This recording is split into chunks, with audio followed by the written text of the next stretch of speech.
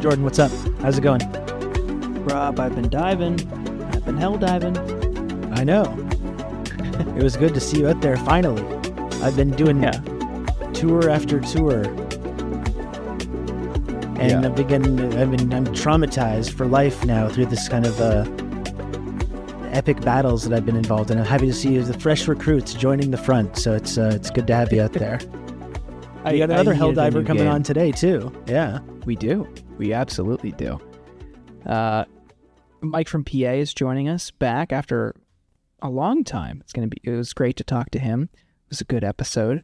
Covered the Super Tuesday primary results, John Fetterman's heel turns, and of course the state of the Biden administration. Really, really good conversation. Yeah, and Mike thought that it was all going well. He's super. He loves Joe Biden. Fully in support of that.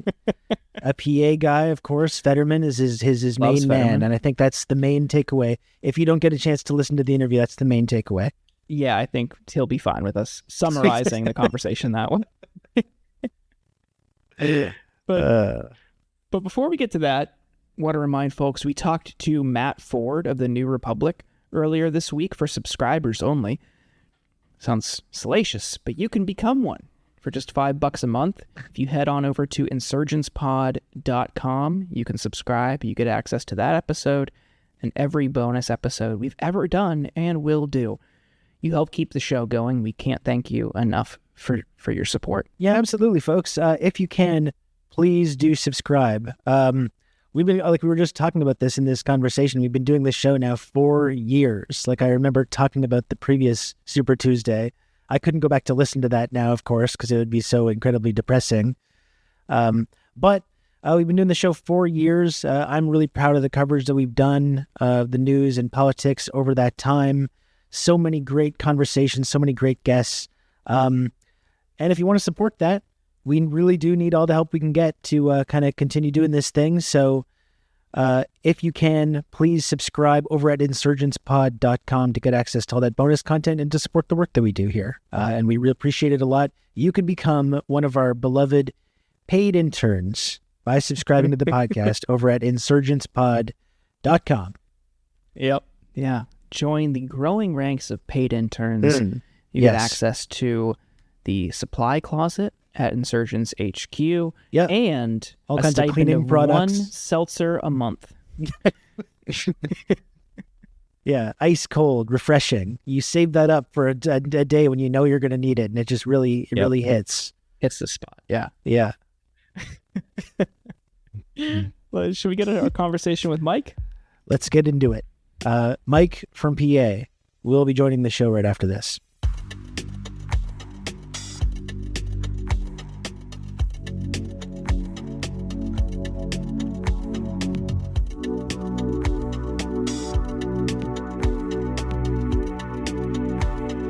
So where are we dropping? Where are we dropping, boys? Mike, you were saying you were a Helldiver's addict. Is that right? Okay. I think you got to drop right on the secondary objective because we're going for a full clear. Okay. Yeah. That's the move. Just drop right into the shit. Right into the shit. Go somewhere kind of out of the way, but you check something off. Maybe get some nests or some automaton factories. We're looking for the radar station because it reveals all the map. So that's the play. If you can find that early, go for that. Are you robot war or bug war, Mike? Do you have a preference? I'm all about the automaton. I'm a centrist on this. I want to kill them all. Okay. Just point me in a direction and any threat to freedom and liberty and democracy. Yeah. Correct. Yeah. Okay. That's good. Yeah. Rob, you were pushing me toward robot, but I still kind of like the bug war more. I think the Bile Titan is so much fun to fight, but also the terrain, like the physical obstacles on the robot war are so annoying. Like that cannon turret that just kind of like zeroes in on you, and out of nowhere you're just getting hit. Like that's very annoying. Yeah. They're very different play styles. You know, I could get in here. You want this to be a Helldivers 2 suggestion thing because I do Helldives. And we got time. Which is the highest difficulty, no big deal. But did you guys? Okay. in all seriousness, what do you guys think of the nerfs? Have you played since they nerfed things? I think it was started yesterday. after they nerfed. Wait, I played today. What did they nerf? They nerfed the shield. They nerfed the breaker shotgun. They nerfed the railgun. Okay, I just started using the railgun, and it does already seem way less effective. Yeah. The railgun used to be, I'm going to keep going now. Good. You could strip the leg armor off of a charger in 2 charged shots and then shoot them in the leg and they would die.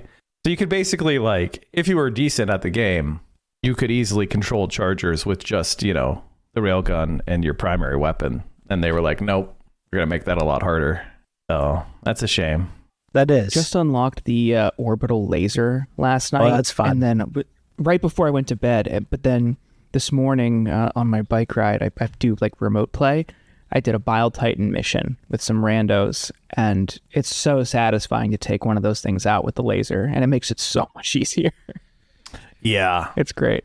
Yeah, once you get to level 15, level 20, then the real game starts, then you can start ramping it up to the high difficulty missions, and there's 3 Bile Titans at once. Yeah. And that's when it's fun. Yeah, Jordan, we've been able to squad up a few times though. It's somewhat tricky to coordinate with the East Coast and West Coast time because it gets to 11:30 midnight here. I'm a sleepy guy at that time. All time is time to dive. Yeah, I guess so. Yeah. It's weird to be concerned about sleep when our boys are being taken apart in the Severance sector, and you're concerned about I'm sorry, you're so fatigued. Yeah. I'm sorry, you didn't get your precious little 8 hours. Just take a stim. Yeah. Well, I heard on my ship an advertisement that the bugs want to kill babies.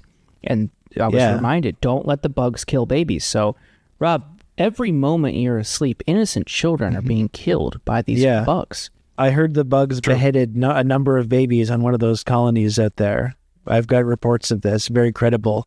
So we've just got to annihilate their entire species. Yeah. Those damn socialist automatons. Yeah. Yeah. Mike, we're happy to have you back after a couple fits and starts over the past several months. It's been a minute, but I'm now a returning guest, and I know you said you were sending me something in the mail as a reward for that. I appreciate that. I'm going to display that prominently. The gift for returning. It's oil.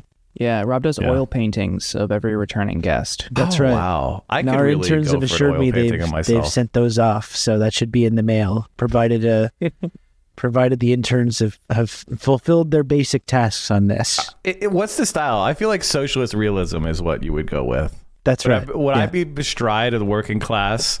The red book of Mike sayings, class in one hand, an AK-47 you're up on in the other. Cliffside like that, and then there's sort of there's a crowd beneath you, and at the back there's peasants, and peasants, farmers, and then they kind of escalate, and then at the front they're big burly soldiers. Yeah, so see the sort of transformation. Yeah, so it's good. I think you're really going to enjoy that. I'm gonna put that as a mural on my living room wall. I'm gonna take that and just do a huge mural of myself. Would that be egomaniacal or no? I don't think so. Okay, good. I would love to have a mural of myself like that on the wall. My fiance grew up in Dallas, and she lived near Troy Aikman, and she told me that they would ride their bikes around the neighborhood as a kid, and he had this house with a huge open window above their door that you could see up the top of their staircase, which was directly in line with their front door. And at the top of the staircase, he had this colossal portrait of himself. And this entire family lived there, wife, kids. No, it's just him at the top of the stairs. And I think about that every time he calls a game. It's like, this guy loves himself. He might not know what day it is, but he loves himself. Yeah. I think it's probably just a reminder that it's his house. Yeah, yes. This is where I live. Yeah. After the CT. I'm this guy. That's me. Yeah. Yeah. Oh, gosh. Well. Do you have anything else to chit chat about, or do we need to dive into the political realm? I think it's always good to say that in the long run, your enemies they'll eventually make mistakes. And so you just have to keep whatever motivates you to keep going is the important thing. Cleave to that, whether it's spite or it's hope, find something. And I've been operating with both. So it's been an enjoyable few months for me. Is this a warning shot, or is this what is this? No. It just I think a lot of people talk to me about being depressed. I don't know if this ever happens to you guys, where people are like, I don't know how you pay attention to these things, or you have it's so depressing out there. And so I'm just like, spite. Never got the bastards win. Yeah. I mean, in a weird way, I enjoy it. I think I'm just kind of sick for enjoying it. But nothing else really interests me because it doesn't have any real consequence or significance in the same way that this does, for better or for worse. Often for worse. But yeah, I don't know. When I hear people say, I just, as soon as Biden, like you hear it a lot after Biden won. Oh, I just stopped paying attention to the news. Why? Now's when you should. Like, you kind of have a mandate. Like, do something about it. It's just it's such a strange reaction to me. There's I definitely like when Biden won. I didn't check out of watching the news, obviously, because we talk about it all the time and everything. I think that was probably the nail in the coffin of my belief in like the possibility of electoral politics as a means of like transformative change. Like, I know there's things you can be accomplished with the electoralism, but I think seeing what happened to Jeremy Corbyn and then Bernie Sanders one after another in 2019 and 2020 was kind of just like, okay, well, that's we kind of need to start rethinking what we're doing here. But yeah, like you said, I don't think checking out of the news or just stopping paying attention to anything is the way to go about that. But it definitely was a radicalizing experience for me, and I started kind of looking beyond some of these ideas. I think for me, some people look at the news as kind of like another entertainment vertical. You have your sports, you have your pop culture, you have music, you have politics. It's just another category of like entertainment in a sense. And this is one of the like, if you watch a lot of cable news, that's the way it's presented. It's sort of like, sports coverage, horse race. And for me, politics, and I think obviously for you guys and your audience, it's not about that. It's an ideological and it's a recognition of the impact of politics on our world. Joe Biden winning means that we are going to go down a much darker path for a much longer period of time. And even if Bernie Sanders wouldn't have achieved a socialist utopia, he would have made a significant number of changes and in policy. He would have had different personnel and positions. He would have appointed different people to different places, and it would have redounded in all sorts of myriad ways for a long, long time. And so, if you believe in electoral reform, I'm sorry to say, you're going to be waiting for the better part of a decade before major changes are really plausible. And that's tough to hear for a lot of people because we don't live that long. So that's a big chunk of your adult life. You're going to be seeing this kind of neoliberal status quo grind on, and unless there's a rupture. But maybe we could talk about that later. On the point about news as entertainment, I think you really saw them struggling in the primary.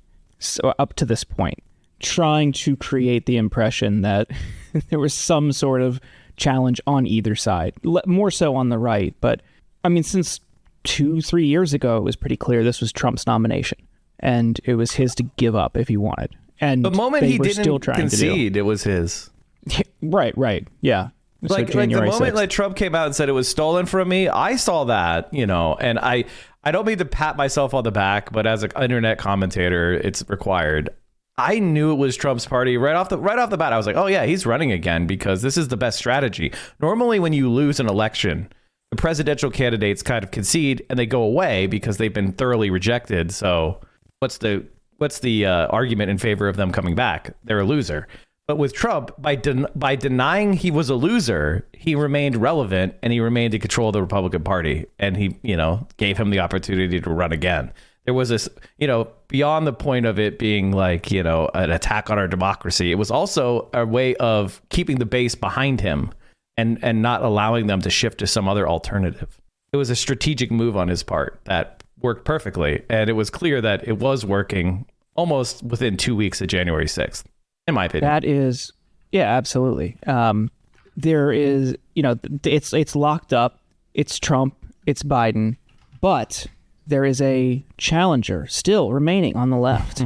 Jason Palmer who cleaned up Palmer in American Mania is Samoa. sweeping the nation. He got his 40 Yeah. votes, and that was 7 delegates or whatever the fuck it was for the delegate per vote ratio for that American Samoa primary is incredible. It's a 2-person race now. It's Jason Palmer and Biden. Yeah. And listeners of this show know we've been talking about Palmer for a while now. He's one of our guys. We were often discussing the Is that things true? that he does. Oh my gosh. And, I mean, and like, listen to his- these guys. They are so Yeah. prescient. That's right. That's why people got to you listen to see this his show. We ad? push on that. Did you see his ad where he was like, on the mainland, I'm very well known. Yeah. Are It's you? such a great tactic. Yeah. Never heard of this guy. That's like Oh, the it's My amazing. Girlfriend Lives in Canada of political advertisements. I mean, Yeah, it seems he's to have really worked. It worked. I mean, it worked really well, but I think it was also kind of a sign of.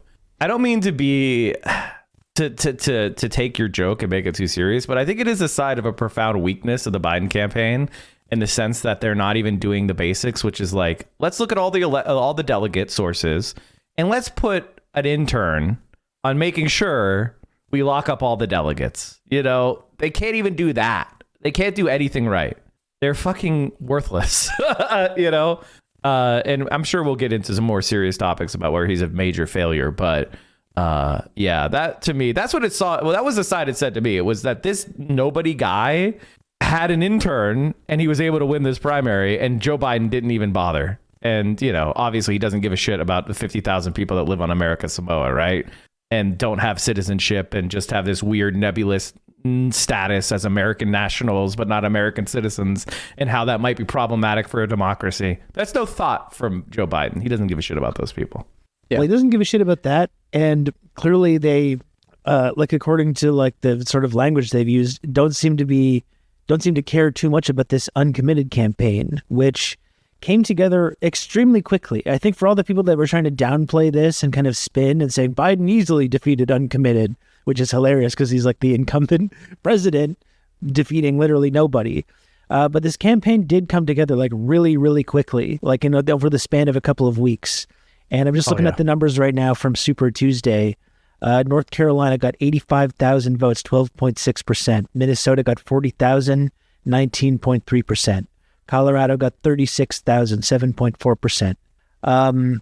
You know, like, and there's a number of other states where, you know, had these kind of sizable chunks of the electorate taking time out of their day to go to the primary and vote uncommitted. And I think that's been the amazing thing for me just over the last like couple of months, them kind of refusing to even entertain any of that political pressure and really change their strategy in any way. They're still doing the hand-wringing rhetoric about Gaza and humanitarian aid and that kind of stuff at the same time, fully arming Israel, still 5 months into this thing, 6 months in, supporting their right to defend themselves. And then after the Super Tuesday ends, rather than kind of speaking to this glaring problem that they have clearly in all these states that they absolutely need to win in order to win the election, instead he reaches out to Nikki Haley voters and it's like, please, we need Nikki Haley voters to come into our coalition. It's pretty amazing though that they've just completely, mostly just ignored this like growing protest movement across all these really important states. Well, before we get into Gaza, let me just say that, like, going back onto the uncommitted topic, the reality is that Joe Biden is a politician without a base. Nobody likes Joe Biden. There was recently a New York Times article trying to find people that like Joe Biden, and one of the like 3 people in the article, one was literally a lobbyist. There is no popular support, and the other people were just people that are 70 who watch MSNBC all day. You know, it's not, he has nothing. He brings absolutely nothing to the table except the contempt and hatred of the next generation, the utter contempt for any kind of progressivism or policy or belief in the idea that we can handle these problems collectively. He is probably the most depressing politician I've ever seen. Like, I was pretty actively involved in politics in the Democratic Party starting in 2013. And I remember Hillary Clinton had fans, you know, like it wasn't me, but there were people that were excited for Hillary. There really were. There was a certain type of demographic that she appealed to. right? There is no Biden fans. There are no Biden supporters. It's people saying, well, you got to vote against Trump. And Biden is the president. So what are you going to do? Not vote for the president? Who else could run? That's the kind of answers you get. It isn't he's a great man and he's a great politician and he's a great campaigner. It's kind of default. And the point that I would make about that, and I wonder your guys' thoughts, the reason why Biden is the default is because he is a dam against a progressive movement within the Democratic Party that is on generational lines. And the only way to keep that held back is to have another decrepit 80-year-old man run. And the Democratic Party only wants to win as a neoliberal ideological party. They don't want to win as a progressive party. They would rather lose to Trump than even give gestures toward what is their base. The book, The Truce, Hunter Walker and Lupe Lupin, it just came out a couple weeks ago. They talk about that specifically, Biden's maneuvering around that idea specifically. And there was they reported there was a call between Andrew Cuomo and Joe Biden early in 2020 when Cuomo was thinking about entering the race. Biden called him to dissuade him to say, don't run, don't jump in, because we'll split the vote. And as he phrased it, some lunatic will get the nomination, referring to Bernie, potentially Warren, but Warren didn't really have a shot. It was Bernie. And then, of course, as we all know, in the run-up to Super Tuesday, Obama worked behind the scenes to consolidate everyone else behind Biden to block Bernie. So Biden, that was his objective. Obama, that was his objective. And, of course, the party for the past few cycles, that's been their objective. Can I totally just say one thing? I want to share my personal animus for Barack Obama, and I feel like this needs to happen more on the left, is Barack Obama is a disgusting individual and a horrifyingly evil man. The only time he's popped his head up is to do damage. The rest of the time, he literally spends on billionaire yachts or in Martha's Vineyard or in his mega mansion. Making movies now. He's a movie guy. You know, as a second-rate Netflix, movies are a little bit too highbrow for him. That's too excellent for him. He makes content. He makes content like me and you. And he has nothing to say about a genocide going on. And I just want to point out this very clearly.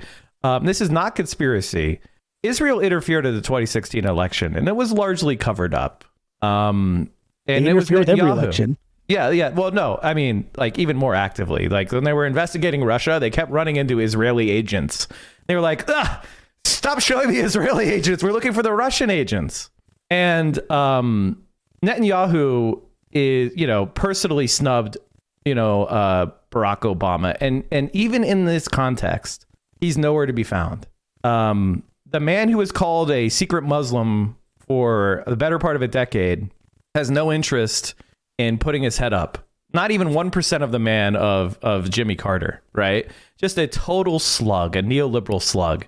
And his participation in the 2020 election being basically to commit a felony by promising, and I'm calling you a criminal, Obama, committing a felony by promising Pete Buttigieg a job in the administration in the 3 days between the South Carolina primary and the Super Tuesday.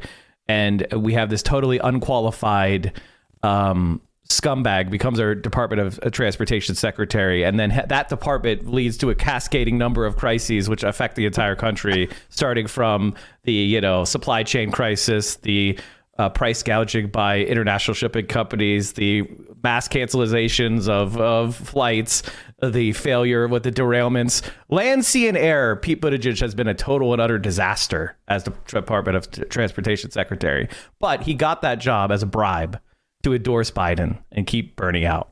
And so, yeah, I hate Obama, and it's very clear that he's damaging the country and refusing to even pick up the phone and say, Joe, you're not the man of the moment. Step down.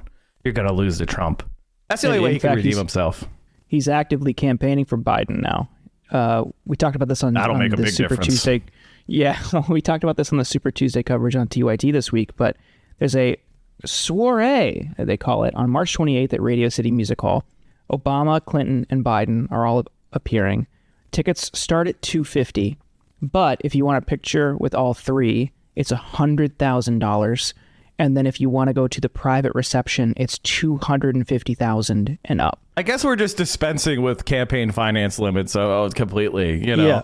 It used to be $2,800 per, for the primary, $2,800 for the general. And if you have a wife or husband or a marriage partner, then you could double it. But I guess we're just dispensing with all that now. It's bullshit. It's just defying the spirit of the law when you're giving this money to like a supporting PAC that doesn't coordinate with the candidate. It's just it's such a joke. Like, why even, like, at this point, why do we even have these guardrails if not just to keep lawyers employed? Yeah, it's just to keep up the kind of like keep up the appearances of these institutions. Yeah, pretending they're not hopelessly corrupt. Yeah, no, of course they're all disgustingly corrupt. Well, can we take a moment to take a look at the complete collapse of the centrist wing, the people who quote blocked Build Back Better, the scapegoats, the villains, Kristen Sinema and Joe Manchin? Their political careers are utterly annihilated, and that's the strategy that Joe Biden is copying. Yeah, isn't that incredible? Though. Gottheimer's still somehow thriving in the Democratic Party, despite like almost single-handedly trying to derail it in the House.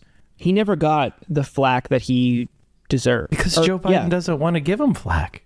Well, he's also, also because he runs a PAC with Hakeem Jeffries to beat progressives. So it's like, sure, you can derail our signature legislative priority as long as you help us beat the Justice Democrats. Well, I mean, just look at New York State. Like, they can't gerrymander their state. Meanwhile, the Republicans gerrymander the fuck out of Ohio, Florida, Texas. Ohio has a nonpartisan redistricting law. They just ignore their law and gerrymander the hell out of it. And the New York State Democrats don't even want to have extra Democratic reps. They're protecting Republicans. They're increasing the number of Republicans. The California Democrats have a supermajority. They have a fair districting commission. On net, California and New York probably could have another 15 Dems if they gerrymandered, but they don't, because they don't really give a shit about beating the Republicans. It's more about controlling the controlling progressives, the left, etc. Yeah, I think that's one of the most amazing things that because we started doing this podcast like immediately right after the first Iowa primary in 2020. It's kind of amazing that we've been doing that long, actually. Congrats, guys. Yeah, but just following it all this time and the kind of skepticism that we talked about Biden, and that I think everyone had, and the way that was kind of the main thing. As much as they're trying to tout his accomplishments, like he's been this like historic figure, failing to pass his like signature piece of legislation and really not making any effort to bring any of these people in his own party online who were there to stop it, and to like not even ever really mentioning Manchin, and not even really like taking it to them at all, and not really fighting. This was the guy, his whole pitch was like, I'm going to reach across the aisle, I'm going to bring people together. And meanwhile, people in his own party destroy his own agenda, which would have genuinely been quite transformative. Like I would have been pretty shocked and surprised, and I would have had to kind of like admit being totally wrong about that if he had actually passed that. But zero effort to really like bring anyone in line in his own party that was blocking that. And then this is what they're going to try and sell to people, in addition to overseeing a genocide at the same time. Now, I don't want to say great man of history too much, but I do think it is important to underline that Joe Biden is profoundly one of the most incompetent presidents we've ever had as being president. And you can kind of see it. This is what links domestic with foreign policy, because his inability to pressure Sinema and Manchin is the same inability to pressure Netanyahu. Even though he has complete leverage over all these people, he can't ever deploy it in a positive direction. So, for example, Josh Paul, who is the State Department official who resigned back in October when we were transferring weapons to Israel, he talked about how it's federally illegal to give weapons to a country that's blocking U.S. humanitarian aid. So Joe Biden is already flagrantly violating federal law to give Israel these weapons. And it's black and white, clear as crystal. And yet this doesn't seem to even be mentioned in any kind of media. Nobody seems to care, because laws are not real. And it's about power. And so the people in power want Israel to get those weapons, so they don't give a shit what the laws say. And there's no pressure to change Biden on that. And similarly, Biden, he's speaking out of both sides of his mouth. On the one hand, he really wants humanitarian aid to flow into Gaza, but he's incapable of pressuring Israel, which depends 100% on American shipments of arms in order to complete it. Similarly, Kirsten Sinema is not senator in Arizona without the Democratic Party. So instead of Joe Biden exercising even 1 ounce of threat to her during her, when it would matter, when he had control of all 3 branches, he sits by and lets them dictate policy, and we get nothing. And he's a failure. I think a lot of people are in this 2021 mindset where they saw the possibilities. Bernie Sanders put out that big Build Back Better program, and it had a bunch of really great things. And there was like 10 pieces of legislation that would have been truly positive. None of them passed. Okay. Like, he did very little as a president. He doesn't have much. And if somebody's listening to this, pulling up a list of accomplishments on their notes app on their phone, almost every single one of those things is tiny and incremental. From climate change to, the CHIPS Act, all of that is relatively small and minor and not enough to address any of those issues.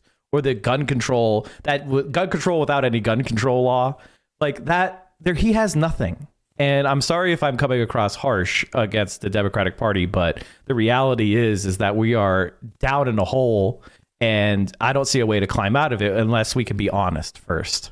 One of the other characters that is drawing a lot of scorn, and I think rightfully so, is John Fetterman. Now, Mike, you oh my god, have been following Fetterman for a while now. If you want to know why I'm mad lately, yeah, of course everyone's aware of his, I guess, reveling in Israel's ongoing attacks on Gaza, waving the Israeli flag, taunting protesters, tweeting out just a bunch of insipid bullshit. He's memeing. He's doing memes about genocide. Genocide. Like, this little kids are being murdered by the tens of thousands and starving to death intentionally with his full support. Right, and now he is getting flack for pooling his support for funding for an LGBTQ center in Pennsylvania, and then saying, "Oh, well, my staff did that." And I thought he flipped again. I thought he said I thought he was pulling it. I thought he was pulling it. Then he blamed his staff, but then he decided to pull it. I thought he flipped again, but maybe I'm wrong. Yeah, I mean, it's still kind of the same position. He's pulling support. He's said his staff did it, and then he's saying his staff did it because they're going to put it in the fiscal year 25 budget bill. So, and try can to I do ask it a that question? Why did this center suddenly get attention? What was the impetus for this even becoming aware?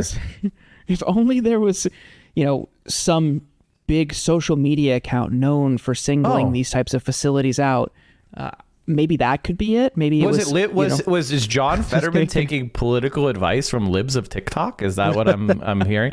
So John Fetterman is a really interesting case because listen, I don't want people to think I'm completely unhinged, but you're really touching all of my pain points that really make me furious, near apoplectic, to be honest. So John Fetterman, I've known him for a very long time, and his wife. I was even a body man for his wife to some, ironically enough, Syrian American dinner.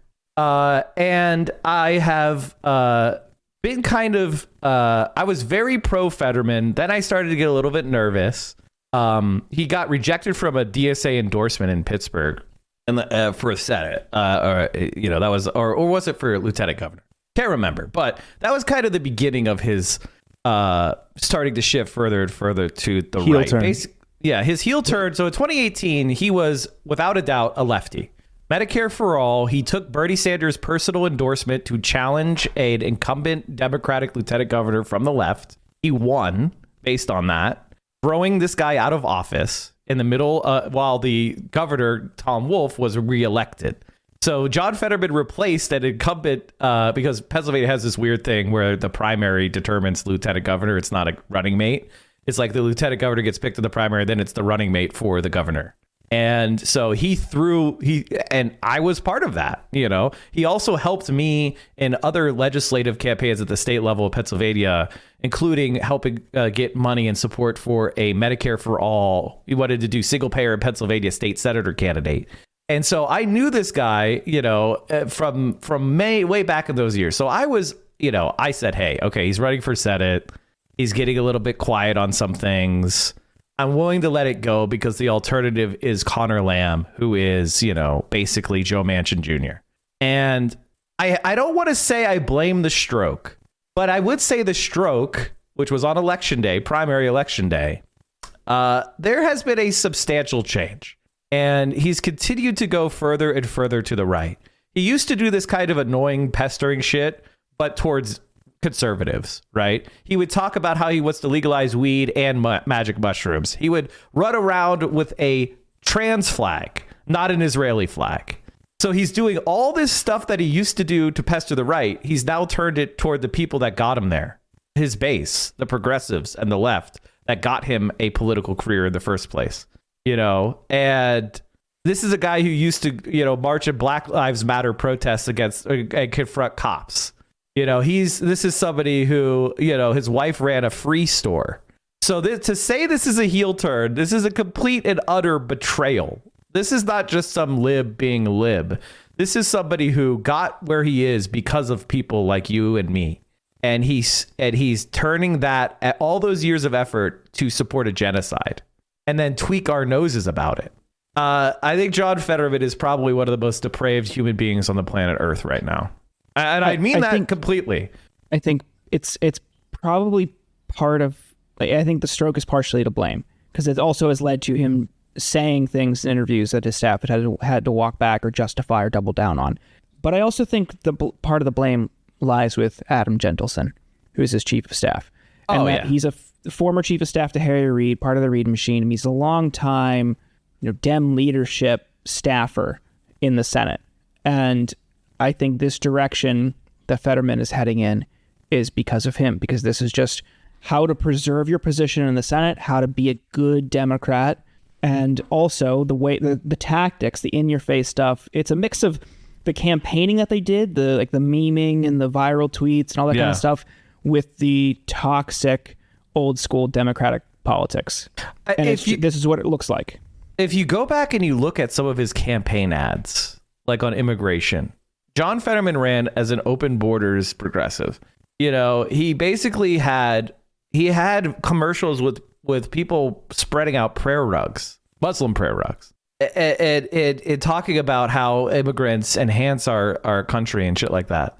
And now he's supporting basically Joe Biden's adoption of Donald Trump's immigration policy, which is what a three-dimensional chess move that is. Yeah. Oh, yeah? You want to build the wall? Them. Donald Trump can't even build the wall. Joe Biden can. Donald Trump didn't even give the Border Patrol Gestapo powers. Joe Biden did. That's called doing politics, baby. I mean, politics is harm reduction. Harm reduction is when you adopt the program of your entire opponent. You trick them by adopting all their policies. That's right. Yeah. And then you expose their hypocrisy. Yeah. Yeah. Beautiful.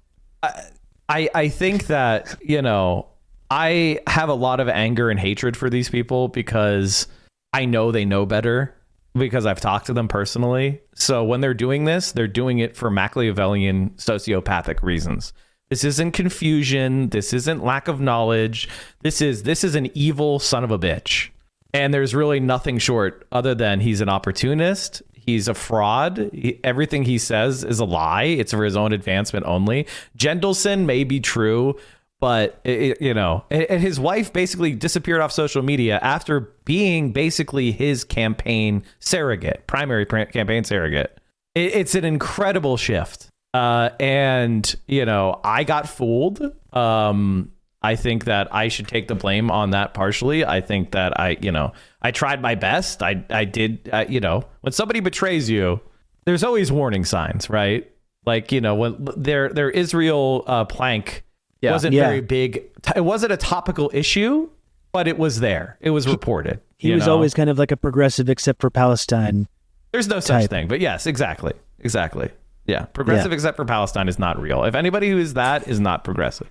or left. Yeah. In any Well, way. that's why I think that's like a good indication that someone is going to betray their values when they have this Definitely. kind of stance. And you can say that about a lot of people, especially in the Democratic Party, but a lot of like liberal progressives across Canada and the UK and the United States. Yeah, there's a blatant genocide going on, and the enemies of liberals now are Amnesty International, the United Nations, Doctors Without Borders. Do you listen to yourself? Do you hear these words coming out of my mouth? Yeah. This is real. I'm sure. I don't know if you guys have. I'm sure you guys talk about Gaza every fucking show now, but for me, it's a moment of like, if these people would murder these babies, you don't think they would do the same to you? Like, what saves you from this level of repression? Because you're an American? Like, what's the protection here? If they're willing to murder these children live on everyone's social media, there's no limits to what they will do. So just keep that in mind, that these people are not your friends. They will betray you as well. Well, and this is like you touched on this earlier. This is something that I found really like unbelievable about this whole situation. Like you talked about Obama, and similarly to every other Democratic president, every other president, they also gave Israel whatever they wanted throughout Obama's tenure. I think signing a record level of funding over a decade with like on their way out. At the same time, there was clearly some kind of animosity there with the Israeli government and the Obama administration, even while giving them everything they wanted. I know, especially towards the end of the administration, you saw like John Kerry and some other figures that were in the administration starting to criticize Israel a little bit more, talking about the settlements, talking about, the illegality and the criminality of the settlement project. And then you have Israel kind of fully supporting Trump over the next couple of years as Trump gives them also everything that they wanted. And now you have the same thing here where you have Biden also just fully supporting, fully subsidizing this genocide. You have his underlings and his PR people, out there giving these press conferences every day, trying to kind of like obfuscate that and trying to talk about how concerned they are and all the concerned conversations and difficult conversations they're having and all this kind of stuff, while simultaneously giving them everything they want. But I think that's the incredible thing, though, is that Israel doesn't even seem to really respect Biden or anyone in the Democratic Party. Like, that's the bizarre thing. It's like they don't even, it's not reciprocated. They don't seem to appreciate anyone in the Democrats. It seems like obvious from the perspective of people in the Israeli government, they would much rather have Trump back. They actively interfered to elect Trump in the first place. And despite this like total level of like this complete lack of respect, you still see Biden and Democrats just like giving them whatever they want. And I think that's part of the only reason people wonder like what's the strategy? Are they getting confused or whatever? But no, it's just because Biden is a Zionist. He believes in this and he believes in their project, and he fully supports them even when they don't even seem to really like him or have any respect for what their administration is telling them. I don't want to do too much psychoanalyzing here, but I think what you're describing is a phenomenon of historical blindness. So when you're Joe Biden, you came in most of your early career when your brain was functioning and those deep core memories were setting, there was a liberal Zionism. There was kind of an idea of having some sort of negotiated two-state settlement and a recognition of Israel in the Arab world, and a kind of final settlement, maybe not a right of return for Palestinians, but kind of some sort of negotiation was possible. Those people were murdered by Benjamin Netanyahu. Those Israeli leaders were shot in the street, down in cold blood. Okay? There is no liberal Zionism anymore. But the Democratic Party and J Street and these kind of organizations pretend that there is. But in Israel today, there is no left. It is a hyper conservative party versus fascists. That's it. There is no liberal Zionism. There is no socialist movement. It is, these people want to exterminate and displace. They want to solve what they call the Palestinian question. And I know that many of you who know your Holocaust history know that it was called the Jewish question. And they had very similar solutions that the Israeli far right has, for that the Nazis had. And this is reality. This is historical fact. They want to, they went around talking about permanently displacing the population of Arabs out, Palestinian Arabs out of Gaza. and they've built a large concentration camp on the Egyptian side of the Gazan border already.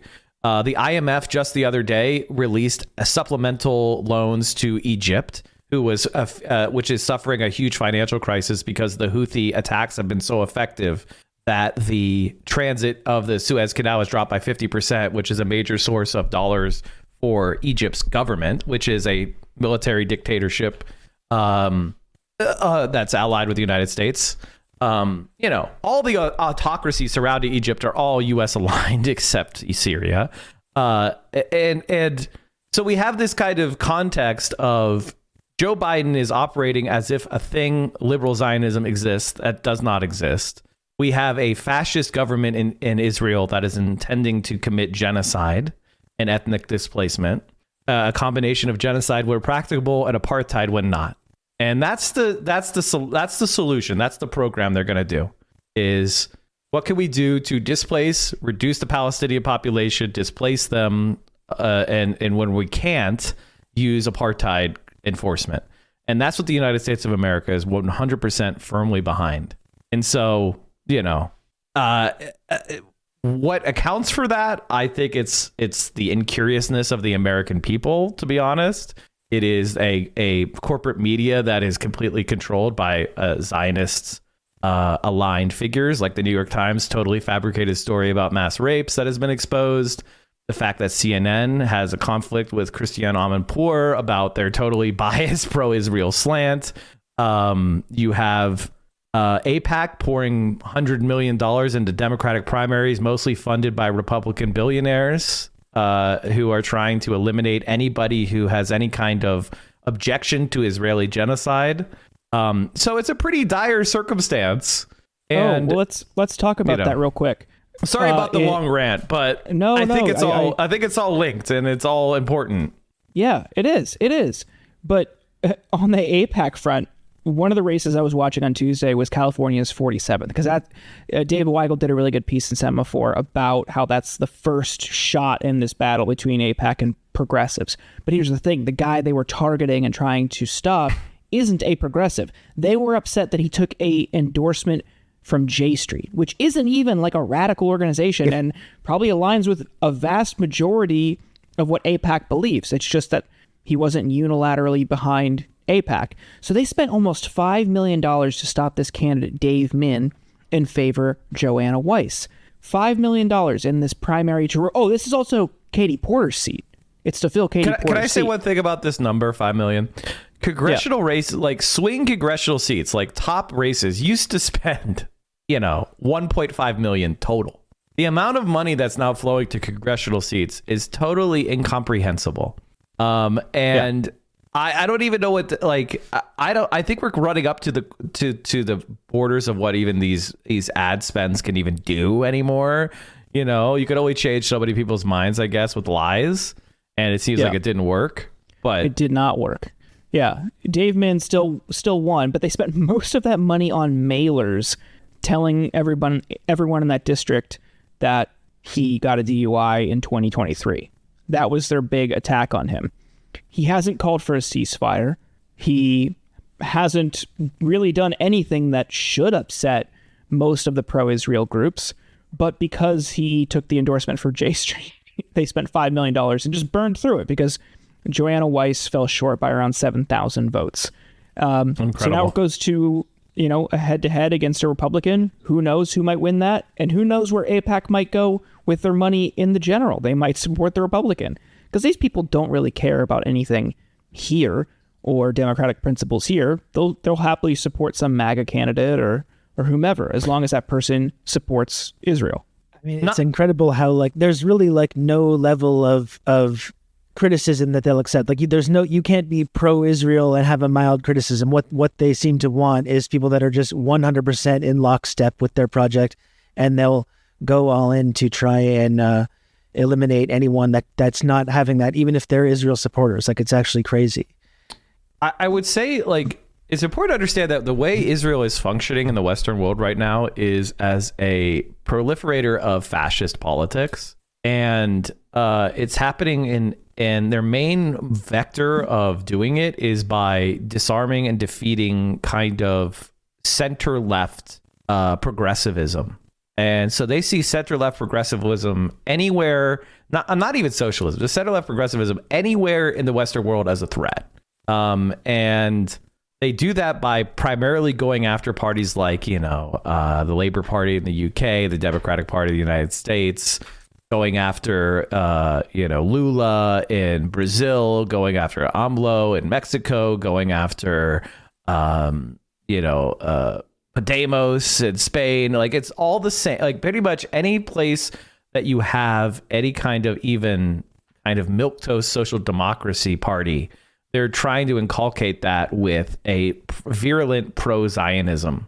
And they're using money from, pro-Zionist billionaires, mostly on the right.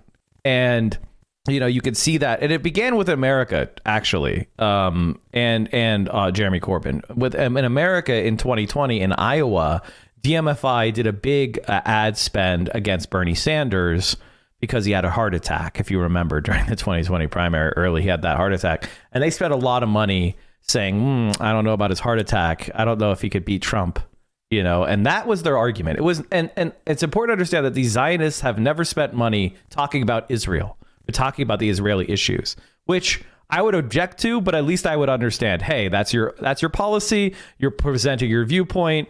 I'm going to disagree with it virulently, but at least you're open about who you are. What they do is they try to find any kind of negative attack ad they can use against you and just go after you by amplifying a negative attacks. And so they're not honest about why they're making those negative attacks. They're making those negative attacks because of your Israeli policy. And the only people who understand that are the politicians. And that's the chilling effect. The chilling effect is if you oppose Israel, they're going to find whatever is the worst fact about you or make one up and spread it to your entire community at max volume. And that intimidates people. It's just also funny that, like, given the whole like Biden-Trump matchup that's shaping up now, and like we were talking about, Biden doesn't have a whole lot of things that he can actually run on. So what they're running on is Trump bad, and this is about saving democracy.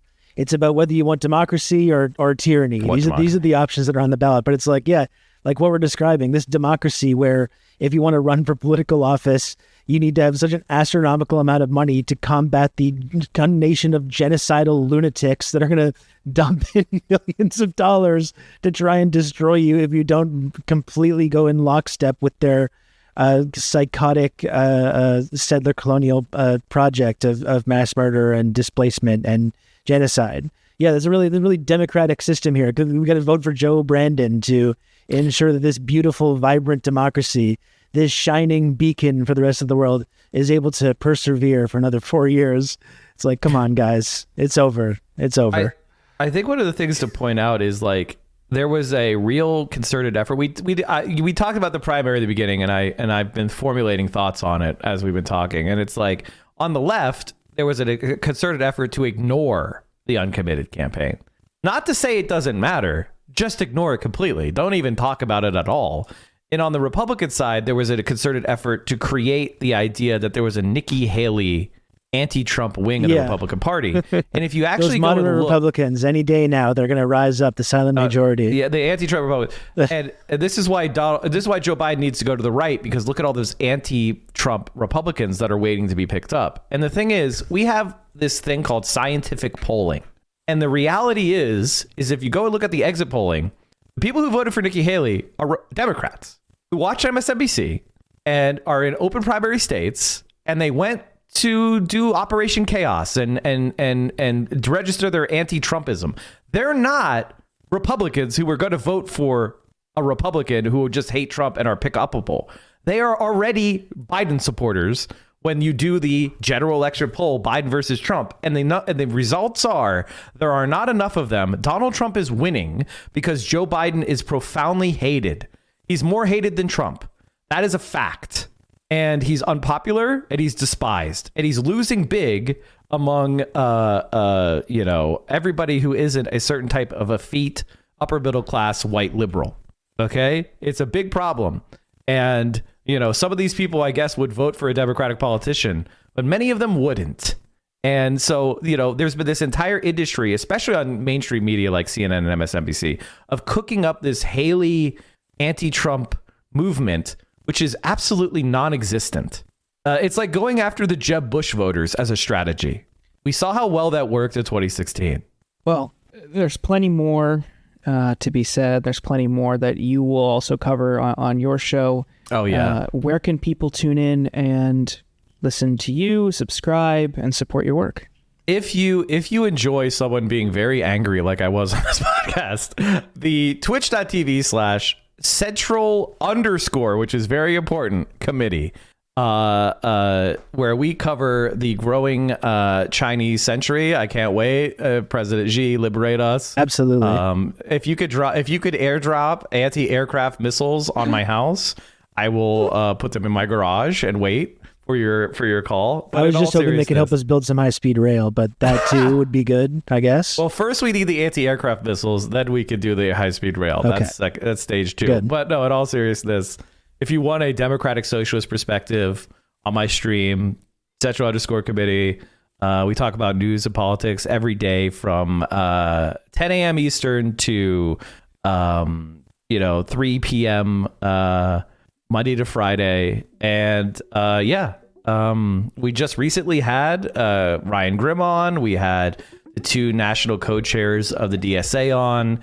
We're constantly having journalists and, socialist politicians and organizers on the program. And, of course, just my daily rants about the news of the day. So that sounds like something you would want to do. Central_Committee at twitch.tv. Thank you so much for joining us.